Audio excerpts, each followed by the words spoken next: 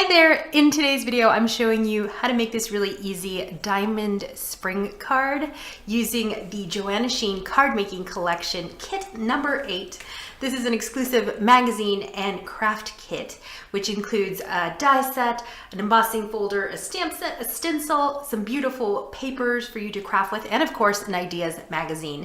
So I wanted to make this fun card. It's super easy, so let's get started. Now all of my toppers and my little banner, my little house, and the paper, the embossed paper on the card are from the kit. So you really need like kind of minimal supplies to make this, which is really great. So here is the kit that I'm going to be using. To make my diamond spring fold card, I have used a free template found on the Papercraft Magazine's blog, and I will make sure to include the link to this free template in the video description, so check there. So when you print this out, this is what it looks like, and it has the measurements for your cardstock here. So you want to trim this to 14.8 centimeters by 29.6 centimeters. So let's do that. But first I trimmed this out. So just this part here, that will be the main template. So let me grab some of this gorgeous paper from the kit. So you get toppers and pattern paper and whatnot. So I wanted to grab this one with the clouds because that's my favorite. And I'm gonna trim this to what this says here. So it's gonna be 14.8 centimeters by 29.6 centimeters. So here is my cardstock cut out to what my template says, and then I trimmed out the actual template. Let me get rid of this one so it's not confusing anybody. So now what I like to do with templates, I just like to put my template right on top of my cardstock so I know exactly where to score my lines. So these dashed lines here, these are going to be score lines. So I'm just going to kind of pinch this together so that it stays in place, it stays layered in place. And then I'm going to score my lines. So I need to change the attachment on my trimmer to my scoring blade. And then we're going to start scoring this first line. So I'm just gonna go right over my template and score that. And we'll do these vertical lines first. Well, horizontal lines if you're looking at if you're looking at it the other way. So scoring right over the template and then rotating this, lining up that score line on my cut line. So now I'm going to angle it this way and make sure that that score line is on my cut line. And I'm going to score that line, making sure not to put too much pressure on my cardstock. Okay, so this is looking good. So what I'm going to do now is, turn it this way. So now I'm just going to burnish these score lines. And this part is just a little tricky because you kind of need to pinch this here.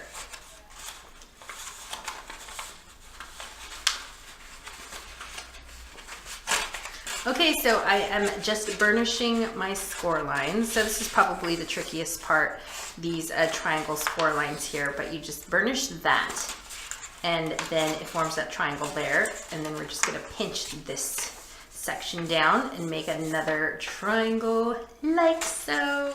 Okay, so this is what our card looks like now, but we still need this pointy tip, this pointy end of our card. So I'm just gonna put my template right on top of my cardstock, and we're just going to draw those lines.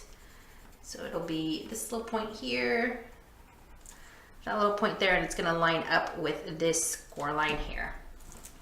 So I can remove my template, go back to my trimmer attachment, my blade attachment, and we're just going to angle our cardstock on the cut line.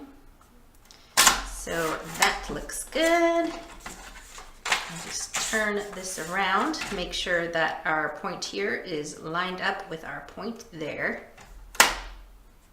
to make that that triangle tip, our diamond element in our diamond spring card.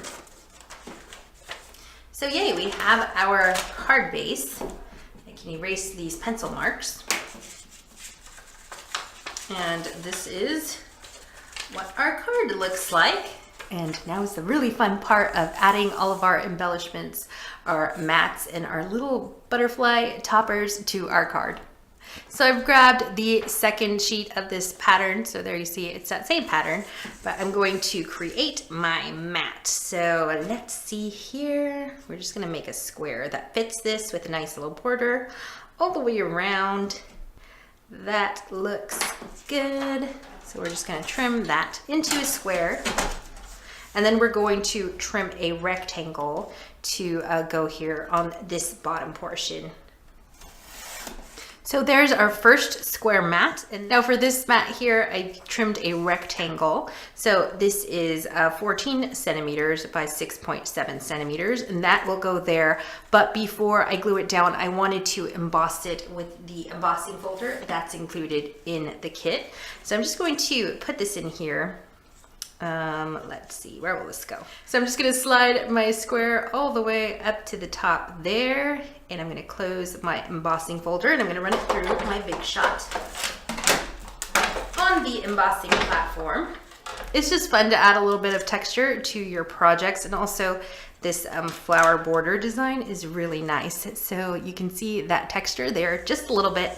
It adds a little something extra to our card. And for the bottom mat, I'm doing the same. So I'm just lining that up there.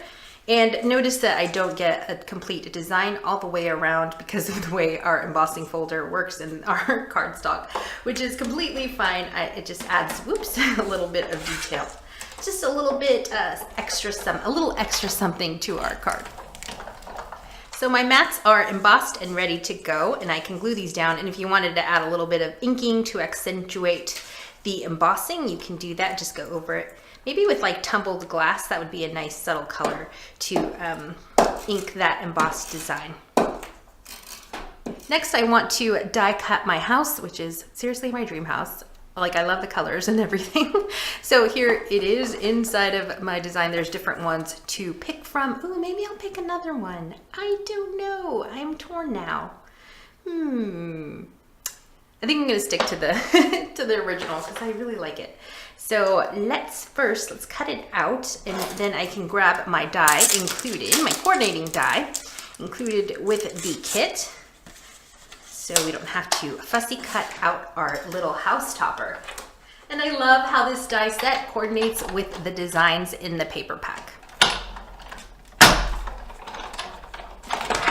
Okay, so our house is in place, and now I want to fussy cut out my On Your Birthday banner and also these butterflies here along the bottom so that I can add them to my card. So let me get to fussy cutting these out. All right, so here are my toppers all ready to go. So I can glue all of this down. I wanted to mount my little perfect dream home onto some foam tape just so that it has a bit of pop. So I'm just gonna trim this here. This is the kind of like the excess of my foam tape, but don't throw it out because you can always use it for rectangles or squares or geometric shapes. So we're just going to add that there.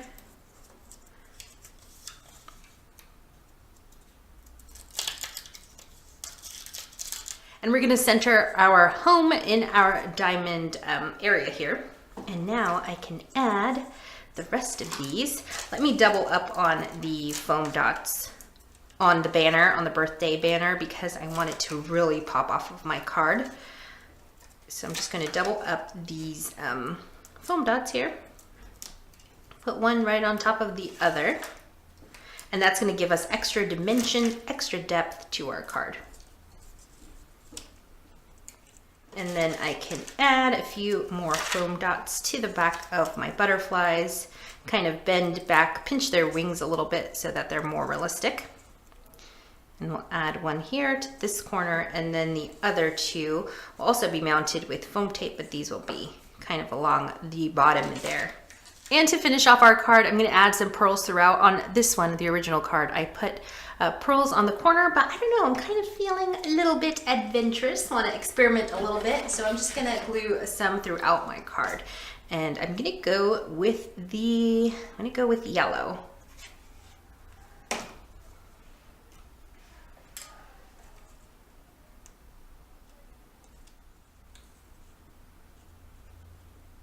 And our diamond spring fold card is all done. I hope that you enjoyed this tutorial, and don't forget to pick up your copy of the Joanna Sheen Card Making Collection Kit, issue 8, with over 50 pounds worth of craft goodies inside. You can get your copy at craftstash.co.uk or moremags.com.